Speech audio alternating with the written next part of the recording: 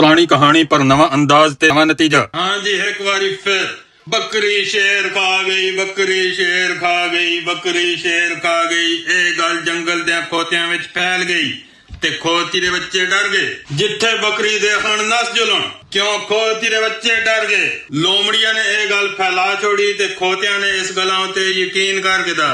ते फिर जदों सियाणियां ने पता कराया ते बकरी शेर खा गई, बकरी शेर खा गई। केड़ा शेर खा गई? कागज़े वाला शेर खा गई। बकरी वो कागज खा गई कि जिस उत्ते शेर लिखे दा आ। नतीजा क्या निकलिया? नतीजा यह निकलिया जनाब कि जंगल दियां लोमड़ियां ते जंगल दे काईए ते मखना कलोनी दे बीड़े वाले ते काजी पटवारी दे फराडिए ऐजियां गल्लां जंगल में फैलांदे ने कि जिन्हां उत्ते सिर्फ खोते यकीन करते ने।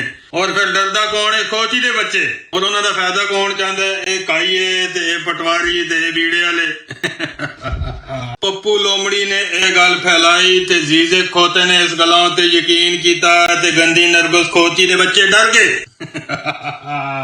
पप्पू अपनी धी युआने में कामयाब, पर डाडी रब दी जात जेड़े प्लान ओ कर दिए और कोई भी नहीं कर सकता जनाब। प्लान सारियां तो डाडे, सारियां तो चंगे प्लान उस रब दे। पप्पू लोमड़ी उत्ते चाल उल्टी पै गई। आखिर बाजिया ने पप्पू फराडिये दी धी उंडी करके भी यदी, खली करके भी यदी, डिंगी करके भी यदी, सीधी करके भी यदी, रुखसती तो पहले भी यदी, रुखसती तो बाद भी यदी। फिर टूई ते चित्तर मार के जनाब खली करके बुंडा ते चपेड़ा मार के ते कार भेज छोड़ी। हुण बाजा क्या आता है? हुण आता है जनाब कि इन्हां बीड़े वालियां दी टूई विचों वल निकल सन ते फिर मोड़ के बुलासा। संगियो, सियाणे लोग मुश्किलां दा मुकाबला करदे ने, हकीकत दा सामना करदे ने ते डरदे कौन ने? जंगल दे खोते। ते उन्हां दा इस्तेमाल कौन करदे ने? एक आईए ते कुकड़ी चोर ते जनाब काजी ते पटवारी ते जंगल दियां लोमड़ियां।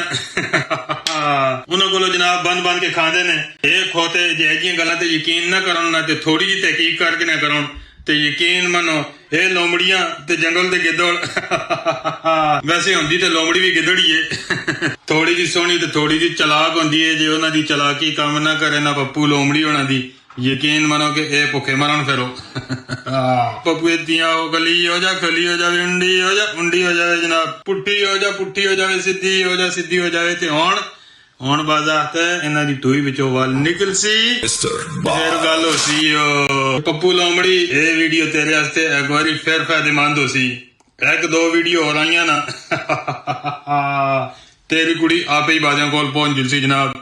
ते युआसी रजाक दे जातकों कोलो जातक बिल्कुल जमसन इस गल्लां दी गारंटी चाह के ना, क्योंकि बाजे खसी कोलो 2 सालां में जातक नहीं जमे ते यकीन मनो जेड़े कोलो 2 सालां में जातक नहीं जमे उस तो बाद भी जातक नहीं जमने। क्यों? मोजे अजकल नहीं होंदे, अजकल मोजे नहीं होंदे। अजकल किसी दा बच्चा 2 सालां बाद या 5 सालां बाद जमे ना ते समझ लो कि वो किसी गुआंढिये दा मोजा है।